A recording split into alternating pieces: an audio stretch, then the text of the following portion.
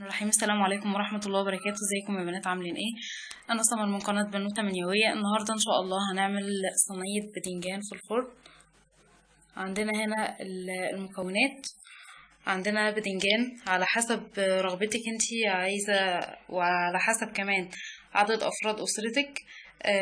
العدد اللي انت عايزة بقى ان انت تعمليه، سواء هتعملي كيلو 2 كيلو كيلو ونص نص كيلو، فدي حاجة ترجع لراحتك ولعدد اسرتك. عندنا هنا بدنجان، وعندنا هنا توم مضاف اليه ملح وكمون وكزبرة وشطة، وهنا عندنا طماطم مقطعة مكعبات، وهنا عندنا طبعا كزبرة وكمون وشطة، وهنا عندنا ملح وزيت. هنبدأ دلوقتي بسم الله ونبدأ نحضر مع بعض. هنا عندنا في صينية هنحط زيت.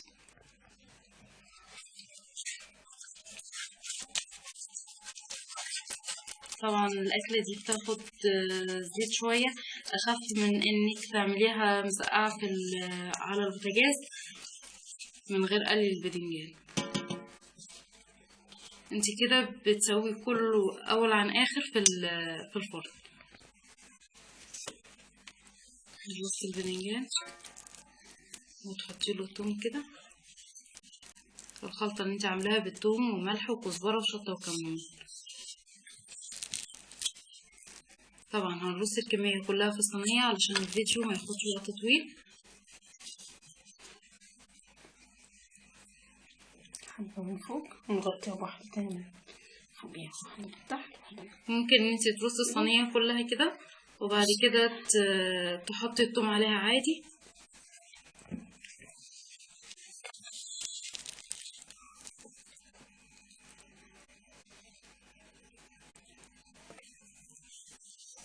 اهو زي ما انتوا شايفين كده يا بنات. ممكن ان انت ترصي الصينيه كلها بدنجان، وبعد كده تحطي الثوم وتحطي الرق التاني بدنجان زي ما انتوا شايفين كده. بس هنخلص المقدار كله اللي عندنا ونرجع له.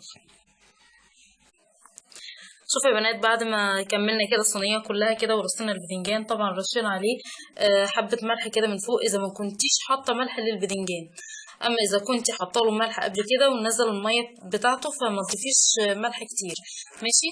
بعد كده رشينا شويه كمون وكزبره وشطه من فوق كده على الوش. ملحوظه يا بنات هامه، ان انتي لازم ما تحطيش الملح خالص نهائيا مع البدنجان ده غير وقت ما انتي هتدخليه الفرن، علشان ما ينزلش الميه بتاعته ويتحرق منك في الفرن. حاليا هنضيف عليه الزيت، وبعد كده هندخله الفرن شويه. واول قبل ما نضيف الطماطم هنوريه لكم، عشان بعد كده نضيف عليه الطماطم على طول.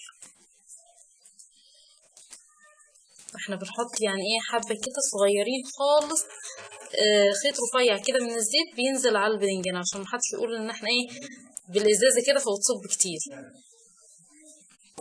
شوفوا كده يا بنات، بعد ما اتحمر واستوى كويس هنحط عليه دلوقتي الطماطم، هنضيف عليه علشان ياخد له كده 5 دقايق او 10 دقايق تاني في الفرن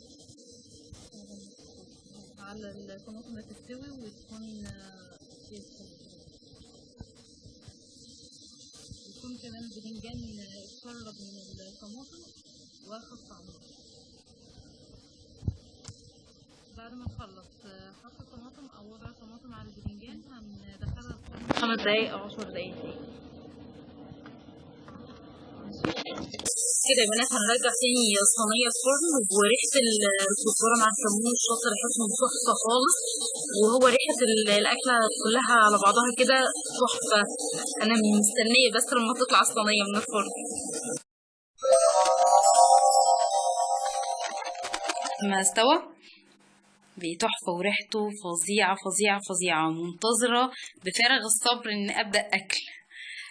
في يا بنات بعض الناس معلش، في بعض الناس سألتني او بعض البنات سألتني عن طريقة عمل الكشك من الاول للاخر، من اول ما هو بيبقى قمح الاول لغاية ما بيبقى كشك زي ما احنا ورناهولكوا كده قبل ما نطبخه.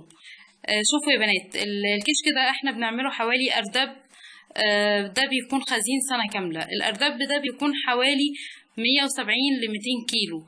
فانا مش عارفة يعني مش هقدر طبعا ان انا اوريه لكم، ولا ان انا ادي لكم مثلا معيار كوبايه او كيلو، لان ده ما ينفعش يتعمل كده خالص خالص خالص خالص. فاحنا لازم ان شاء الله على شهر 5 أو 6 ان شاء الله هنعمل الكشك بكل مراحله، وهننشره ان شاء الله على القناة. لكن اني انا اعمل مثلا اوديكي مقدار ان انتي تعملي كوباية او كيلو، مفيش خالص من الكلام ده يا بنات. ده بيتعمل بكميات كبيرة، خاصة للناس اللي عايشة في الارياف. ما ينفعش ان انا اديكي كمية واقولك مثلا كوباية قمح عليها كوباية لبن ومش عارفة وشوية ايه. ما ينفعش خالص خالص خالص نهائي. ولو ينفع انا اكيد ان انا هتكلم وهقول.